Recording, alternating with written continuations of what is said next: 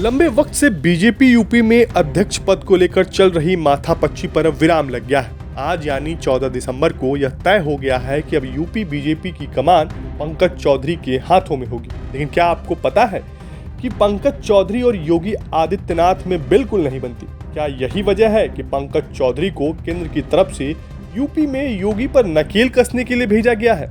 जब केंद्र की तरफ से यह प्रस्ताव भेजा गया, गैर यादव ओबीसी को प्रदेश अध्यक्ष बनाने की बात चल रही है और उसमें भी कुर्मी जाति के नाम पर चर्चा होने लगी, तो योगी आदित्यनाथ ने स्वतंत्र देव सिंह का नाम सुझाया। लेकिन केंद्रीय नेतृत्व ने अपने वफादार पंकज चौधरी को यूपी की कमान सौंपकर दिल्ली से लखनऊ भेज दिया। आपको बता दें कि पंकज चौधरी और योगी आदित्यनाथ में राजनीतिक अदावत रही है। साल 2001 में महाराजगंज में पंचायत चुनाव के समय तब के गोरखपुर के सांसद योगी आदित्यनाथ हिंदू महासभा के प्रत्याशी के समर्थन में वोट मांगने पहुंचे, जहां उन्होंने पंकज चौधरी के प्रत्याशी के खिलाफ चुनाव प्रचार कर वोट मांगा।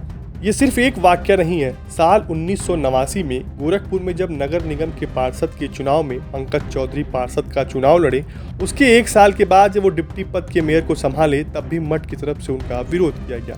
इस विरोध का प्रतिरोध तब देखने को मिला जब 1999 में योगी आदित्यनाथ बीजेपी के टिकट पर चुनाव तो लड़े थे, लेकिन बहुत ही नजदीकी अंतर से जीत हुई थी। और उसके पीछे की वजह तो कई थे, लेकिन उसमें एक वजह यह भी थी कि पंकज चौधरी के कहने पर कुर्मी समाज के लोगों ने योगी आदित्यनाथ को वोट नहीं दिया था। फिर आता है साल 2001, जब यूपी में पंचायत चुनाव होता है। उसमें पंकज चौधरी महाराजगंज से सांसद नहीं थे।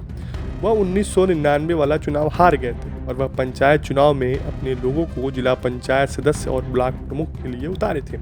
लेकिन उस समय योगी आदित्यनाथ ने उनके प्रत्याशियों के खिलाफ अपने प्रत्याशी उतार कर खूब प्रचार प्रसार किया था।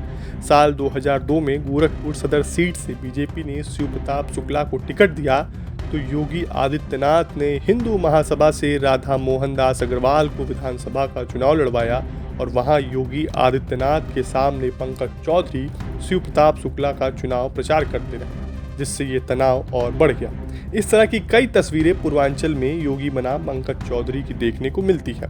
एक बात और, इस वक्त यूपी के कोने कोने से हर भाजपा का कार्यकर्ता गोरक्षनाथ मठ पहुंचकर बाबा का दर्शन करना चाहता है। लेकिन उसी गोरखपुर में रहकर कभी आपने पंकज चौधरी की कोई ऐसी तस्वीर देखी है जिसमें वो मठ जाकर योगी आदित्यनाथ से मिल रहे हों, या वहां जाकर दर्शन करके कोई तस्वीर सोशल मीडिया पर डाल रहे हों?